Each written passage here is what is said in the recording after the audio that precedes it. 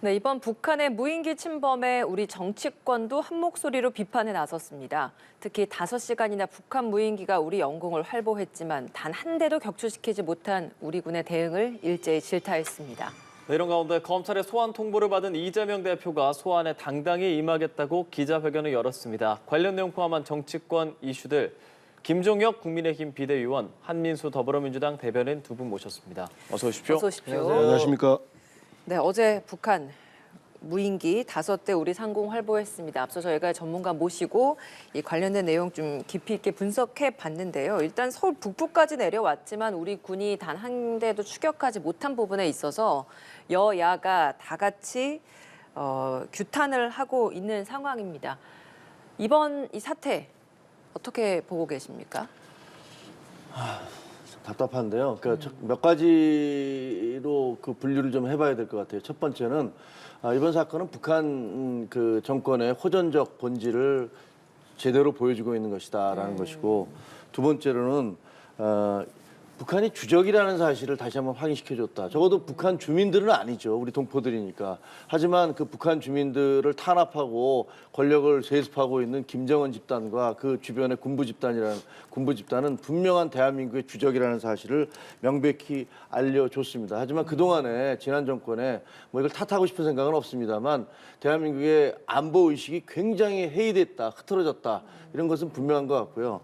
그다음에 세 번째로 이번 사건을 계기로 해서 아주 전면적인 군의 기강 확립, 분기 확립이 필요하겠다.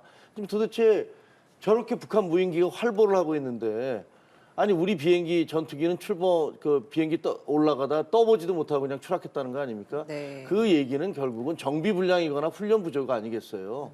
도대체 어떻게 군이 이렇게까지 해이할 수 있는 건지, 그런 부분에서 세금을 내는 국민으로서 정말 분노하지 않을 수가 없고요.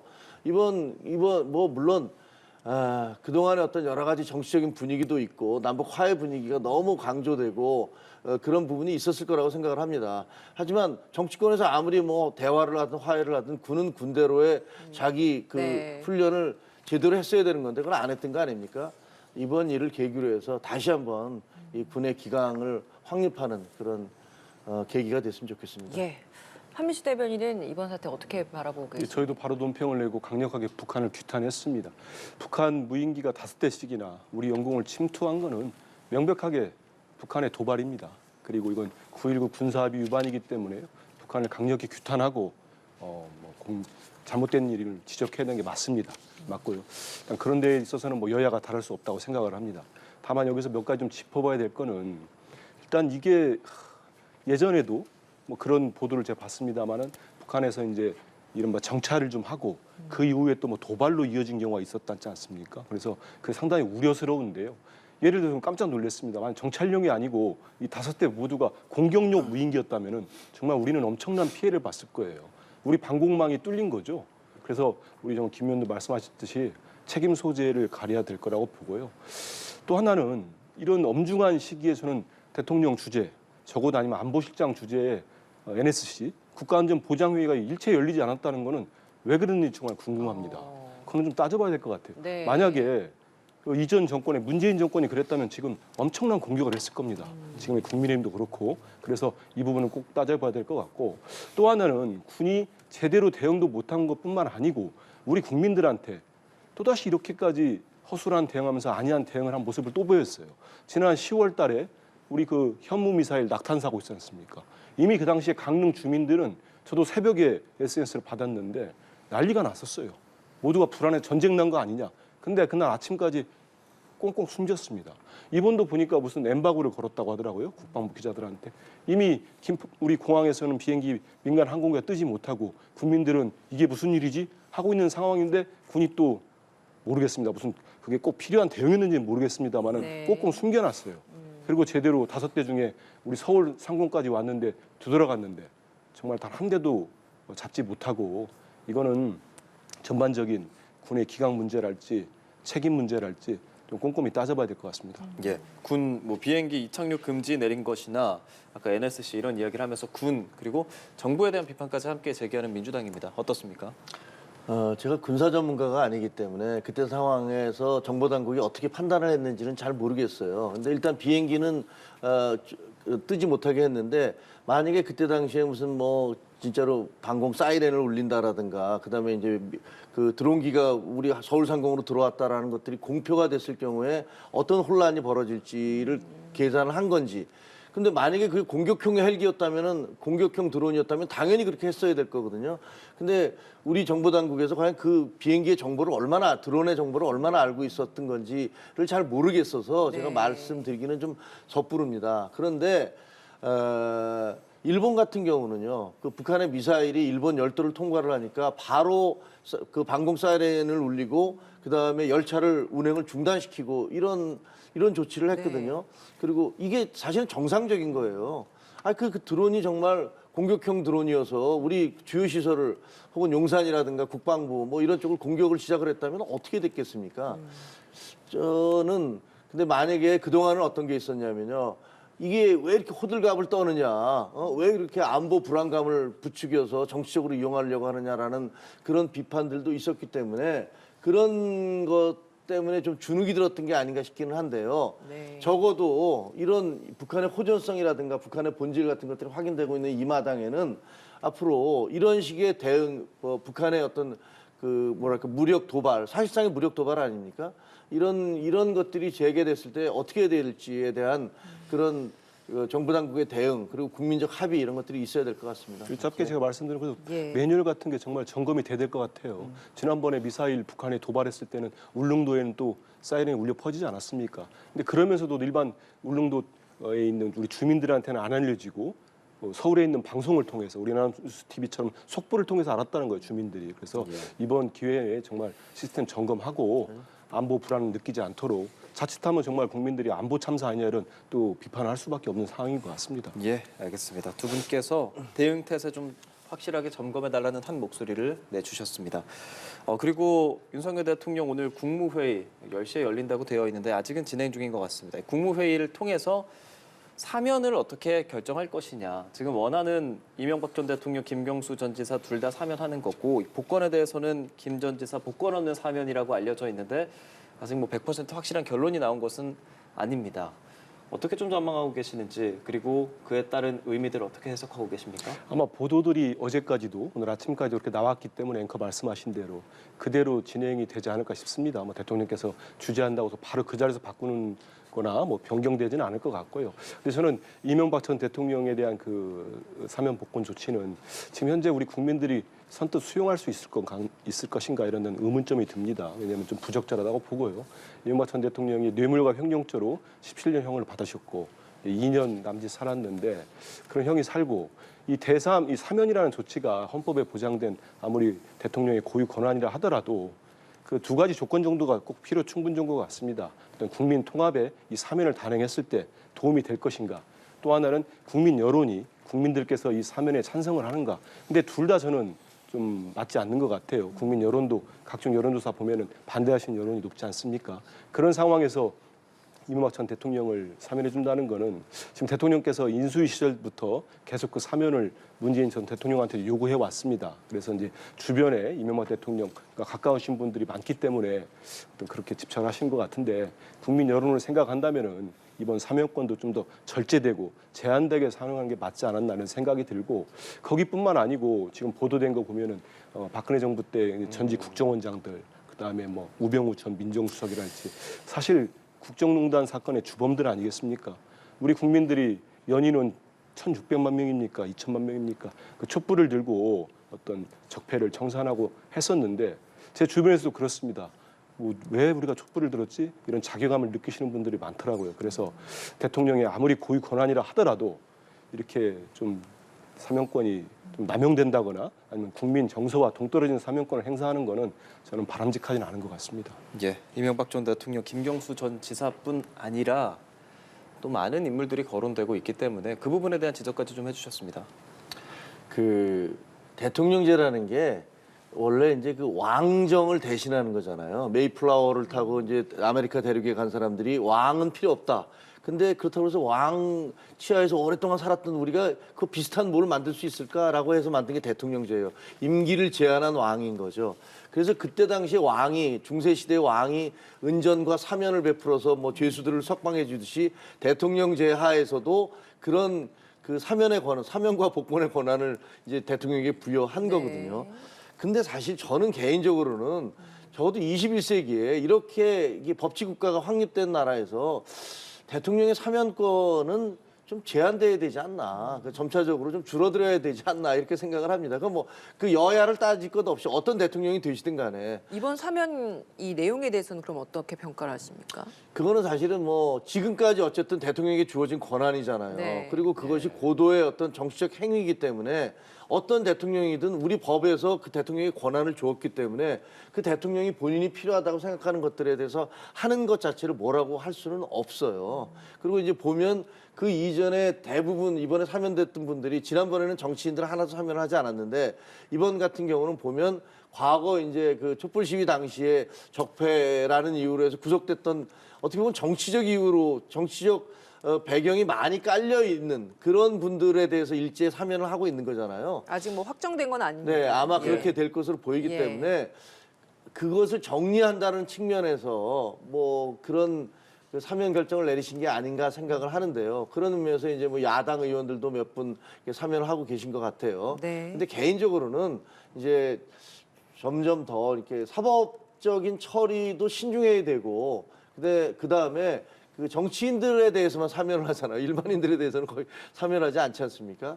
그러니까 정치인 사면이 남발되는 건 별로 좋지 않다 이런 생각을 합니다. 예, 알겠습니다. 자, 결과가 나오면 저희가 또 바로 속보로 전해드리겠습니다. 이재명 대표가 어제 긴급 기자회견 열고 검찰 소환 조사에 대해서 당당히 임하겠다 이런 뜻을 밝혔죠. 하지만 28일엔 일정이 있다면서 출석 일자는 다시 협의해서 결정하겠다라는 입장 밝혔습니다. 어제 이 대표의 긴급 기자회견 내용 듣고 오시죠. 이미 잘 아시는 것처럼 무혐의로 종결됐던 사건입니다. 검찰의 행태가 도저히 납득하기 어렵지만 당당하게 임하도록 하겠습니다. 뭐 여러분도 아시다시피 28일은 이미 정해진 일정 등이 있고 또 본회의까지 예정돼 있기 때문에 당장 가기는 어려울 것 같습니다. 가능한 날짜와 조사 방식에 대해서는 협의해서 결정하도록 하겠습니다. 네, 검찰의 행태에 대해서 도저히 납득하기는 어렵지만 당당히 임하겠다. 자, 이 대표 이번 결정 어떤 정치적인 판단이 작용한 거라고 보십니까? 기본적으로 팩트가 틀려요. 검찰에서 무혐의 결정이 됐다고 그러는데 이 사건은요. 그 문제가 제기가 된다면 경찰이 2년 동안 그거를 그냥 쉽게 얘기하면 덮어두고 있었던 거예요. 그러다가 이재명 대표 그때 당시 경기도지사가 대법원에서 기사회생하니까 그때부터 속전속결로 해서 한 7개월 동안 수사를 한다고 하고 야 이거 별 문제가 없을 것 같습니다라고 검찰로 송치를 했어요. 근데 검찰에서 그때 당시 차장검사가 보더니 야 이게 문제가 많은데 이걸 어떻게 그냥 덮어. 문재인 정부 때입니다. 이렇게 할 수가 없어라고 주장을 했더니 성남지청장 문재인 정부의 아주 핵심적인 그 문재인 정권의 검사라고 불렸던 박은정 지청장이 그 부분에 대해서 수사를 못하게 한다. 그래서 이 사람이 사표를 내는 그래서 언론에 그렇게 보도가 됐어요. 정확한 내용은 모르겠지만 그런 사건이어요. 그리고 그 다음에 이렇게 문제가 됐으니까 다시 수사를 재개를 해라라고 경찰로 내려와서 이번에는 경찰이 샅샅이 한 것 같아요. 그래서 문제가 이거 기소해야겠다. 이러이러한 범죄 혐의, 이러이러한 진술 드러났다라고 해서 기소가 된 거기 때문에 마치 아무 죄가 없는 사람을 다시 죄가 있는 것처럼 뒤집어 씌우는 것처럼 얘기하는 건 전혀 사실관계가 틀린 얘기입니다. 일단 사실관계가 틀린 얘기고 그다음에 왜 그러면 다른 대장동 사건이나 수많은 사건들을 놔두고 이것부터 시작하느냐. 제가 보기에는 네. 이게 무슨 1, 2, 3, 4 순서를 정해서 하는 게 아니고요. 검찰이 수사를 하다가 확실하고 이제 기소할 수 있을 정도의 증언이 확보됐다라고 생각하면 소환을 통보를 하는 겁니다. 만약에 대장동에서 먼저 그런 확실한 증거와 증인이 확보됐다라고 하면 대장동이나 백현동이나 위례 신도시나 뭐 다른 곳에서 먼저 했겠죠. 근데 저거는 과거에 3년 동안 수사를 했다가 중단됐다가 다시 한 것이기 때문에 뭐 비교적 간단한 수사예요. 대상자들도 기업들 쭉 있고 그 기업 관계자들이 진술을 하거나 돈이 어떻게 갔는지를 흐름을 보면 분명히 인과관계가 나오는 거거든요. 네. 명백하게 떨어지기 때문에 이것은 법정에 가서도 우리가 재판에서 이길 수 있다라고 생각하니까 검사들이 기소를 한 거죠. 네. 기소를 했는데 지금 그 민주당에서는 그걸 안 가겠다고 처음에는 뭐 안 갈 것처럼 계속 얘기하시면서 검사들에 대한 명단까지 공개하셨잖아요. 예. 그러다가 여론이 워낙 나빠지니까 다시 이제 뒤집어서 가겠다고. 그러니까 제가 보기에는 민주당은 지금 왔다 갔다 하시는 것 같아요. 굉장히 어떤 심리적인 타격이 있어서 그러시겠지만 저는 뭐 뒤늦은 결정이지만 이재명 대표께서 가겠다라고 얘기하시는 거는 근데 실제로 가겠다는 건지 날짜를 조정해서 아니면 서면으로 네네. 대처하겠다는 건 잘 모르겠지만 그러니까 여론이 나빠져서 불가피하게 출석이나 뭐 이런 검찰 조사에 응하겠다는 입장을 밝힌 것이다라고 보신다는 저는 그렇게 겁니까? 봅니다. 알겠습니다. 자, 출석을 한다는 건지 안 한다는 건지조차 좀 불명확하다라고 이야기를 하는 그 대목이 앞서 그 영상에서도 보셨습니다만 조사나 방식, 가능한 날짜와 조사 방식에 대해서는 협의를 해서 결정하도록 하겠다 이런 이야기를 했기 때문인 것 같습니다. 그게 정상적인 절차죠. 예. 우리 4명도 마찬가지입니다. 어떤 뭐 조사를 받으려면은 그쪽에서 뭐 검찰이 소환을 원하는 날짜가 있으면 당연히 우리도 앵커들도 마찬가지, 저도 마찬가지고 제 변호인을 통해서 협의를 하는 게 맞는 겁니다. 그 절차를 지금 검찰이 깡그리 무시하고 이제 모욕주기랄지 아주 무례하게 무도하게 이제 소환 통보를 했던 건데요. 일단 성남 시민구단 건은 성남 시민구단과 각 기업들 간에 광고비 계약을 맺은 겁니다. 그리고 3년 동안 그 광고비를 지출하고 거기에 대한 광고 효과를 톡톡히 본 거예요. 지금도 영상을 찾아보면 성남 FC 구단이 경기를 할 때 뭐 경기장 내에 이제 그 광고판이랄지 선수들이 입은 옷에 그 기업들의 명칭이 브랜드가 다 담겨 있습니다. 광고비 효과를 본 거고요. 경찰이 3년간 수사해서 무혐의로 종결됐던 건 맞습니다. 그 사실 팩트고 그걸 가지고 다시 이제 검찰이 또 재수사 지시를 내려가지고 수사를 한 거고요. 이거를 가지고 뭐 그게 다르지 않다는 건 아닙니다. 대장동 수사로 지금까지 계속 유동규 씨와 남욱 씨 진술이 바꿔서 어떤 검찰의 어떤 작용이 했는지 모르겠습니다만 그렇게 해서 계속 수사를 하다가 연말이 가기 전에 소환 통보를 갑작스럽게 낼 때는 저희들이 볼 때는 누군가가 정말 뭐 하고 있어? 불호령을 내리지 않았나. 그래서 정말 불호령 소환 같기도 합니다. 근데 이 소환 절차를 한번 보십시오. 검찰에 사무규칙이라는 게 있습니다. 아까 말한 것처럼 그 대상자하고는 이렇게 협의를 하고 조절을 합니다. 그런데 검찰은 갑자기 한 3일 전입니까? 갑자기 전화로 퇴근 시간 앞두고 일반 하위 당직자한테 전화를 합니다. 그러고 난 다음에 다음 날 바로 그게 그 어느 방송사 보도로 단독 보도가 났어요. 저는 그때까지도 몰랐습니다. 근데 그러면 그걸 어떻게 알려줬겠습니까? 그래서 피의 사실을 그런 식으로 계속 정말 조리돌림 하듯이 공표를 해놓고 그러고 난 다음에 팩스를 보냅니다.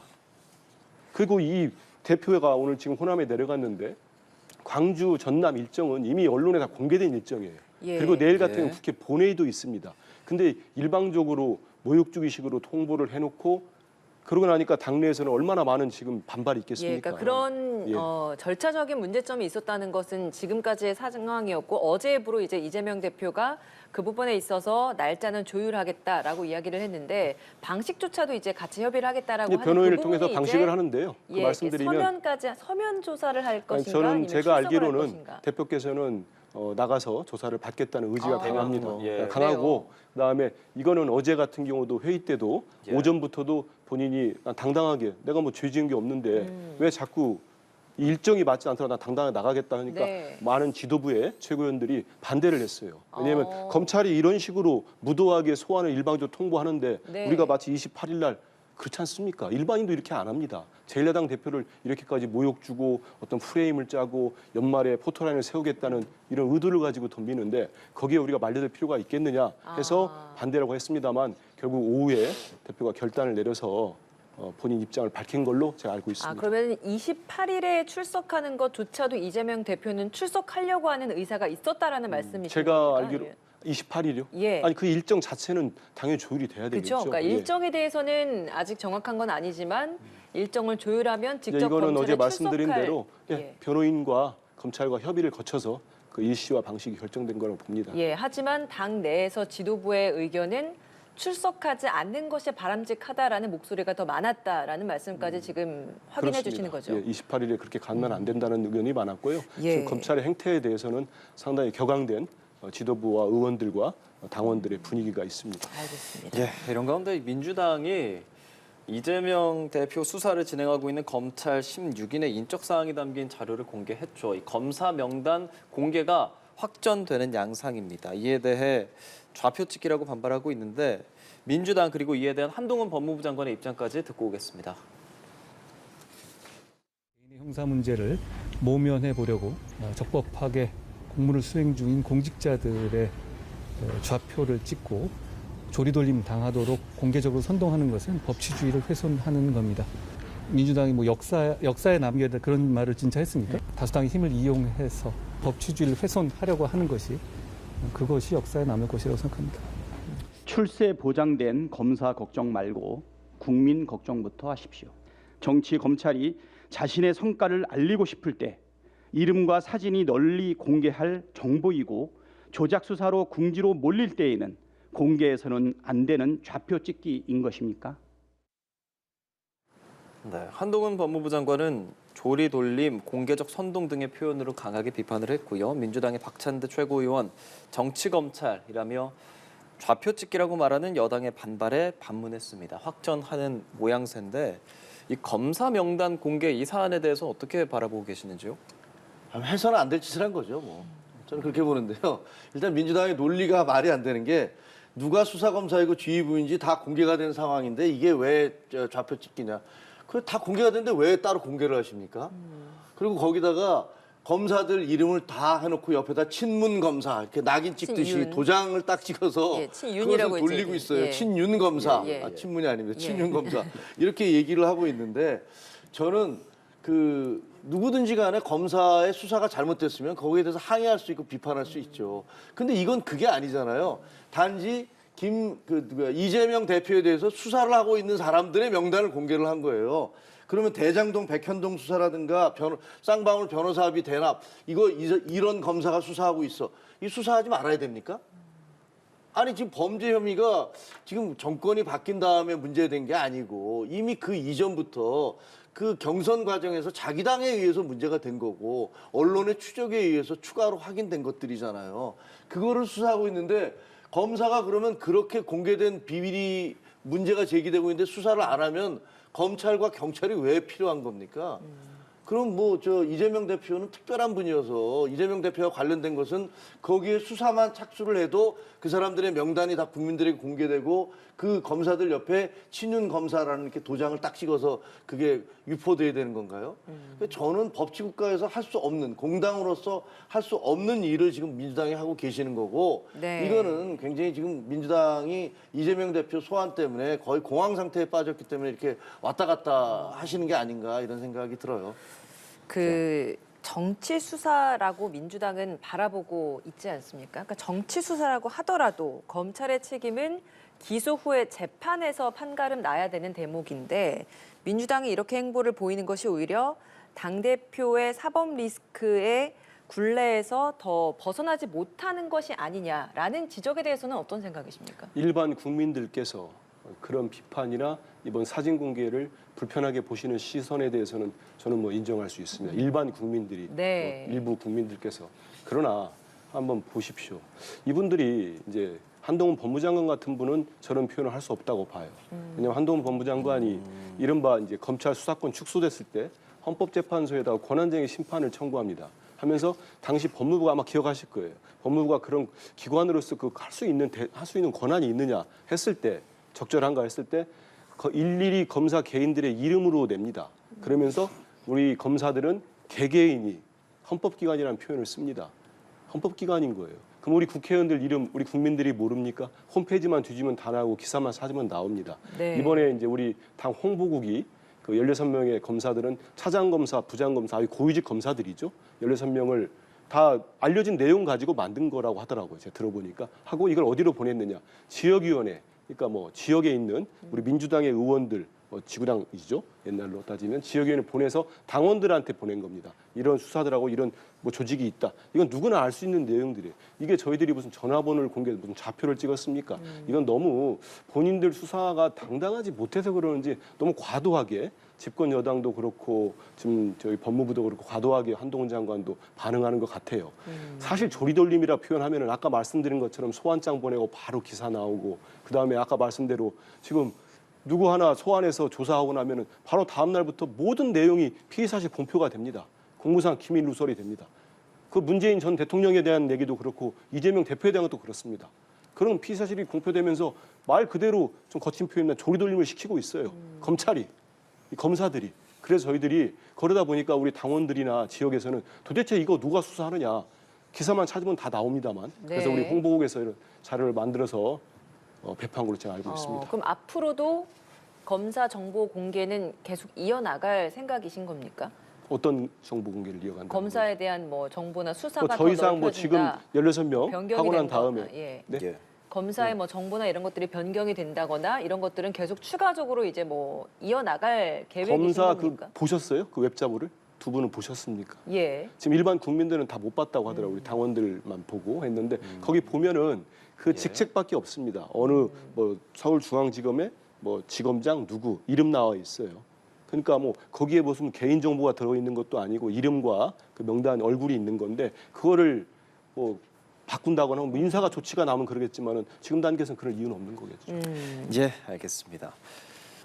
김기현 의원이 출마 선언을 했습니다. 4선 중진 의원이고 원내대표로서 뭐 당대표 권한대행도 맡으면서 당에서 많은 활동했었는데 지금 출마 선언 회견을 보면 울산 회동 이런 것들을 이제 언급을 하면서 본인의 당내 이제 뭐 입지라든지 해왔던 것을 좀 언급을 하는데 김기현 의원이 최근에 김장연대라고 해서 언론에 상당히 또 장제은 의원과의 그런 케미라고 해야 할까요? 함께 서로가 이렇게 추켜 세워주는 그런 분위기들을 만들고 있거든요. 이번에 출마 선언하고 김장연대라는 그런 커넥션까지 있는 이 상황에서 어떨까요? 이제 당 대표로서 비대위원 또 하고 계시니까 충분히 좀 의미가 있는 그런 출마 선언이라고 보십니까? 아니, 지금 이제 출마 선언을 하셨는데 예. 그 제가 들어가서 저는 뭐 이번에 이제 비대위원 들어가면서 당에 대해서 이것저것 알게 됐는데 보니까 김기현 원내대표 같은 경우는 그 장점과 단점을 따지자면 장점은 일단 아까 말씀하신 대로 이제 원내대표를 하면서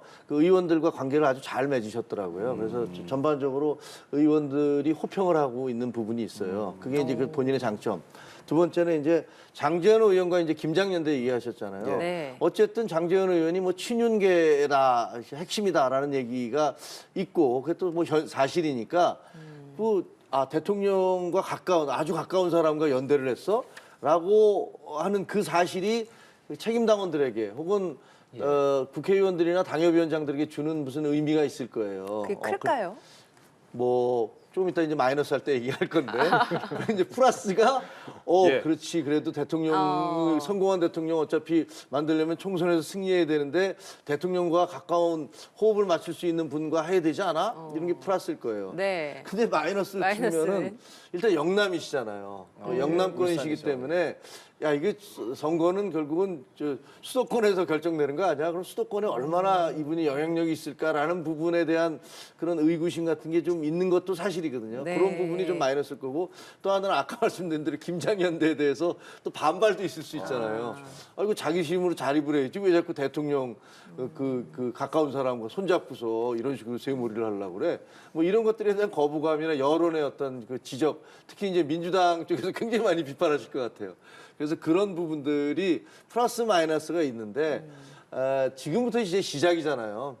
70일 남았는데 한 700일 정도 되는 일들이 벌어질 거라고 생각이 돼요. 그러니까 한 달 사이에 정말 엄청난 일들이 벌어질 거고 네. 1월 말쯤에 그 김기현 의원은 어쨌든지 그 대중적 지지도를 좀 높이셔야 돼요. 본인의 어떤 역량으로 내가 그냥 그 친윤의 어떤 핵심하고 손잡아서 올라가는 게 아니라 나 정말 괜찮아라는 것들을 국민들께 좀 그 어필한다고 그러나요? 뭐 이렇게 하여튼 호소해서 그 지지도가 좀 올라가야지 될 것 같아요. 지금 좀 지지도가 좀 낮으시잖아요. 예. 그 한계를 어떻게 극복하실지 굉장히 부지런하게 여러 군데 다니고 계세요. 이게 아쉬운 부분으로서 영남에 대한 것을 언급을 해주셨는데 최근에 보면 김기현 의원의 표현 수위가 굉장히 강해진 그 부분 역시도 수도권이나 중도층의 표심을 잡기에는 좀 아쉬운 부분이 있는 건 사실일 것 같거든요. 전략적인 걸 거예요. 1단계로 일단은 당원들에게 제가 이런 사람입니다 하기 위해서 강력하게 대야 공세를 피고 표현이 굉장히 강하시잖아요. 예. 뭐 그리고 사사건건 계속 다 코멘트를 하시더라고요. 그러니까요. 그거는 이제 기본적으로는 선거를 앞두고 당원들에게 어필을 하려고 하는 것이고 아마 대표가 되시면 그 다음에는 또 싹 좀 바꿔서 중도층을 이제 껴안으려는 그런 전략으로 가시겠죠. 알겠습니다. 자, 어떻게 김기현 의원 김장연대에서 어제 거의 뭐 공식화하는 표현까지 서로 주고받지 않았습니까? 그리고 바로 출마 선언을 하셨네요. 그러니까요. 김기현 바람 어느 정도로 예상하십니까? 이런 거는 원래 밖에서 봐야 잘 보입니다.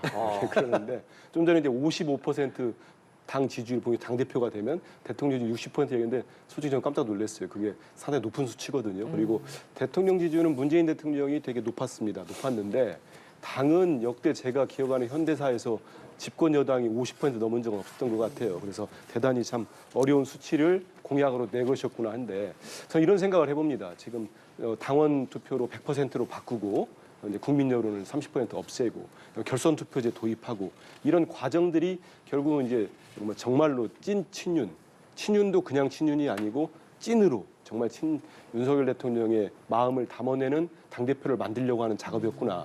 그러면 지금 울산의 김기현, 부산의 장제원, 정말 특정 지역도 이렇게 묶이기 쉽지 않죠. 근데 두 분이 김장연대를 해서 이제 레이스가 시작되기 전부터 지금 거의 공식화했고 네. 이거는 뭐냐면 이제 의원들과 당원들한테 대통령의 마음은 윤심은 나한테 있다 그런 걸 보여주려고 하는 것 같습니다. 근데 그 레이스가 최대 전략이겠죠. 전략인데 과연 그러면 그거를 국민의힘의 의원들이랄지 또 많은 당원들이 흔쾌히 받아들일 수 있느냐 이건 좀 봐야 될 것 같아요.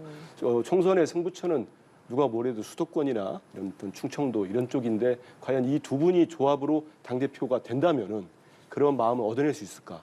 또 하나는 지금 유승민 전 의원이 저는 제가 볼 때는 뭐 출마를 하실 것 같은데 그래요? 이렇게까지 방지 룰까지 만들었는데 그리고 또 나머지 나경원 전 원내대표랄지 안철수 의원이랄지 안철수 의원은 공동정부를 만들었다는 무슨 뭐 공신이다 이런 표현까지 썼었지 않습니까? 네. 근데 이분들을 어떻게 그러면 나온 다음에도 못되게 만들 것인지 아니면 출마 레이스가 본격화하기 되기 전에 친윤 후보들 간에 교통 정리를 할 건지 이런 관전 포인트들이 있는데 네. 제가 우려하는 거는 그런 고비 때마다 우리 김 의원님도 말씀했지만 당원들이 이거 좀 너무 심한데 아니면 대통령이 윤심이 이렇게까지 과도하게 개입하는 게 맞아? 이런 비판들이 나오면은 전당대회 자체도 좀 혼탁해지고 또 그게 자칫 일각에서 얘기한 것처럼 여권의 분열에 단초를 제공하지 않을까 이런 생각도 듭니다. 유승민 전 의원 출마할 것 같다라고 예상을 해주셨는데 최근의 행보도 보면 굉장히 그 친윤계를 다 통틀어서 비판하는 표현들 많이 하고 있지 않습니까? 맞습니다. 근데 이제 국민의힘 내에서는 오히려 이런 것들이 당원들에게 표심으로 작용하지 않을 것이다, 부정적으로 작용할 것이다라고 이야기는 하는데 외부에서 바라보기에는 이런 전략 어떻게 좀 통할 거라고 보세요?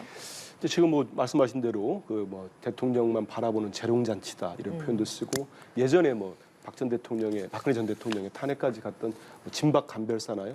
뭐 윤핵관들에도 그렇게 이제 격하게 공격도 하시잖아요. 그런 모습들을 보면 저는 유승민 전 의원이 뭐 고심은 더 하겠지만은 결국은 출마를 할 거라고 봅니다. 보면은 예전에 이제 이준석 전 당대표가 어떤 이준석 바람을 일으킬 때를 보면 초반에는 그렇지 않았었어요.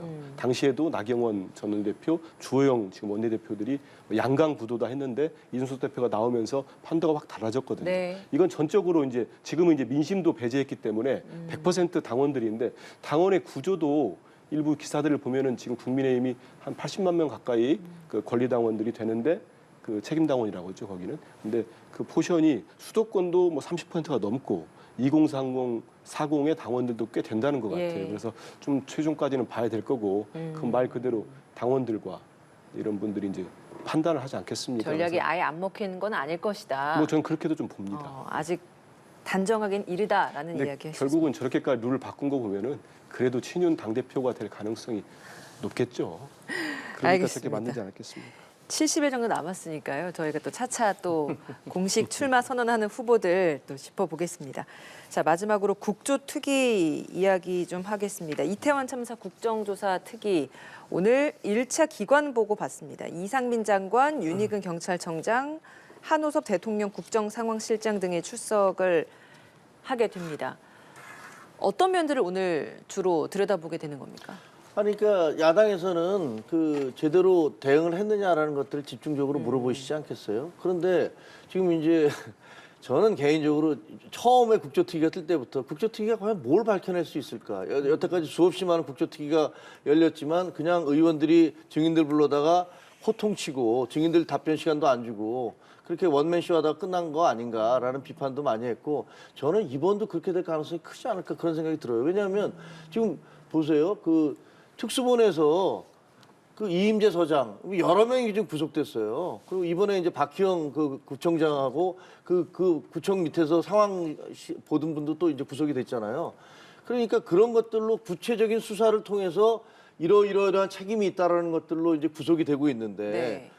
그런 것들을 넘어서는 그냥 이제 지휘 책임이나 이런 것들을 물으시겠는데 지휘 책임이나 이런 것은 상당히 애매모호한 부분이 있잖아요. 그래서 결국은 역시 이번에도 그냥 소리치는 그런 국조로 끝나지 않을까. 그렇지 않게 되기를 바랍니다만. 예. 그리고 이것은 세월호와 달리 그 모든 사건이 거의 중계되다시피 했고 모든 국민들이 보셨어요. 거기 주변에 증거물, 예를 들면 뭐 CCTV라든가 통화 기록이라든가 모든 증거물들이 남아 있기 때문에 그걸 무슨 뭐 가리고 덮고 할 것도 없지 않습니까?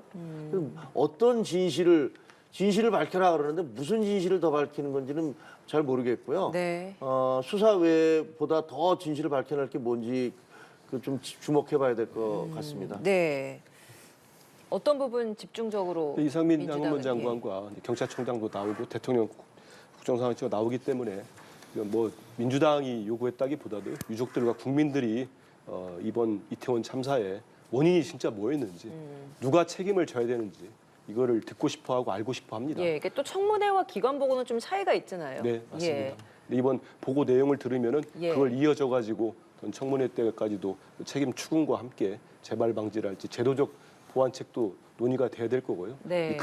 첫 시발점이고 이상민 장관께서 지금 이제 책임을 그동안 계속 회피해 오셨는데 오늘 이 자리에서만은 제대로 보고하고 국민들께 소상하게 왜 그렇게 막지 못했고 뒤에 책임을 못 졌는지를 설명하길 바랍니다. 예. 예. 오늘이 1차 기관 보고고요. 모레 2차 뭐 대검찰청, 시청, 용산구청 등이 있는데 큰 의미 없는 국조특위가 될 수도 있다라고 말씀하셨잖아요.